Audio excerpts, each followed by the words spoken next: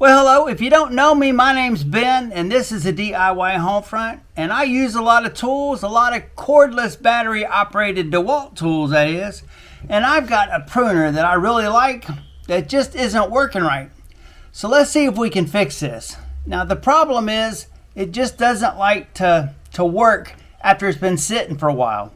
So we keep this in the greenhouse, and we'll put it in the greenhouse, and it might be 2-3 weeks in between using it. And it doesn't make a difference. It always does the same thing. Watch how many times I'm pulling the trigger. When it acted up the first time, I told my wife, just keep pulling the trigger. It'll start working sooner or later.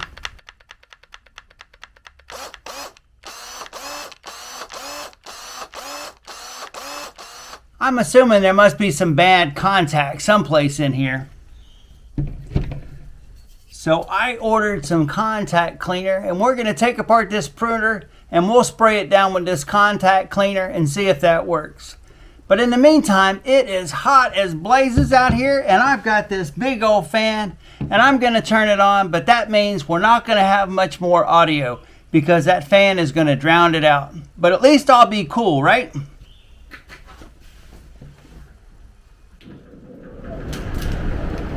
Oh, much better. Well, I've got a playlist labeled Tools, Electric, Battery Operated, and Specialized. You'll find all these repair videos there.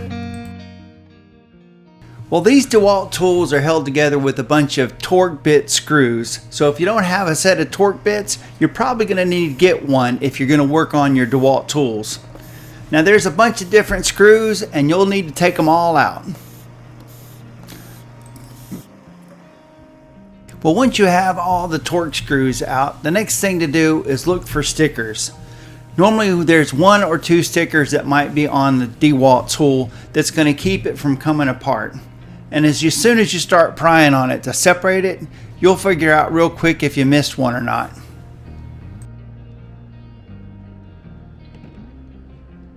Well, if you don't want to peel the sticker off, you can always take a sharp knife and just cut it in half, and that'll do the same thing.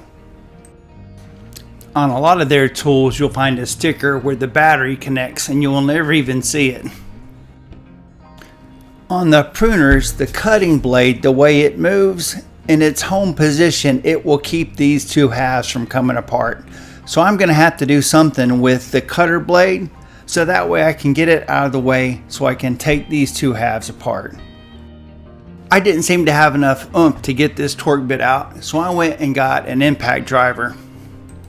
Well, with the 8 3/8 inch torque bit and my impact driver, the bolt that holds that upper blade in place came loose, and I was able to get it out. After adjusting that upper cutter blade, I was finally able to open up this tool so I could see inside.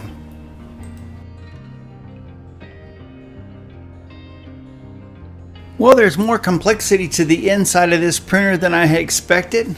But to be honest, what we're looking for is we're looking for some kind of contact, which would be in the switches or the motor. Well, there's 2 switches in the handle. One is the safety switch and one is the actual trigger finger switch. And I'm going to take my contact cleaner and I'm just going to spray those the best I can. They're more or less sealed units, and I don't feel like doing anything that might damage them.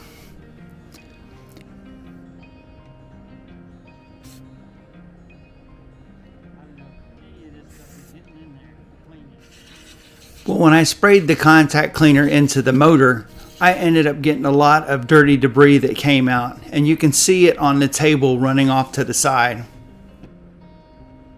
Well, once I think I've got a tool fixed, I normally like to try it out, so that way I'm not taking the covers on and off. So I carefully put the battery back onto it, and then I focused in on the cutter assembly and squeezed the handle a couple times to see what it would do. And I could tell that the motor was going a certain amount forward and back, and it was doing it pretty much immediately when I pulled the trigger. So I decided to go ahead and clean up the cutter blade and put that on there. That's when I noticed this magnet on the gear, and that probably tells that little circuit board where exactly the cutter blade is. It's probably a good thing I did this too, because it's a little bit trickier trying to get the cutter blade and that gear lined up with the screw that holds it in place. But eventually I got that, and then I could, like I said, test this thing out really good and make sure that it was working. The motor was definitely going every time I pulled the trigger, but that happens after I use it for a while. But I'm going to spray this out one more time really good with the contact cleaner in that motor, which I thought was a brushless motor. But regardless, we're going to spray it out with that contact cleaner until the dirty stuff stops coming out of it. Well, we could order the switches. I'm not sure how much of the cleaner is actually getting in there. There was a lot of dirt that came out from inside it. But I think I will go ahead and we'll get some grease and put some grease right here and go with that. Let's make sure we get this area nice and clean before we add any fresh grease.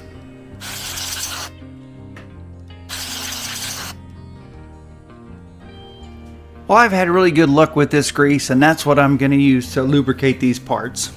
Now, because there's that circuit board with the sensor right where the cutter blade ends up hitting that gear, I put a very minimal amount of grease on this, just enough to make the parts move freely.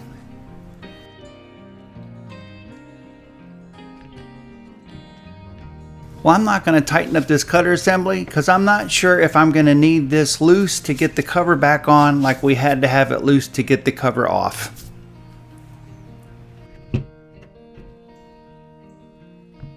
Well, I have learned from experience before I put any of the screws back in to double check and make sure I've got the cover on right, and that where the battery hooks up to the DeWALT tool, that everything is lined up perfectly.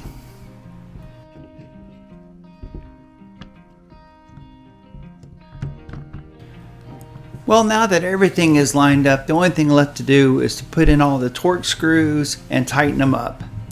Now on this one, all the Torx screws were the same length, so we don't have to worry about making sure that we got the short one or the long one in any specific spot. And the last thing I'll do is I'll probably give this a go or two with the trigger finger, and then we'll tighten up that cutter blade.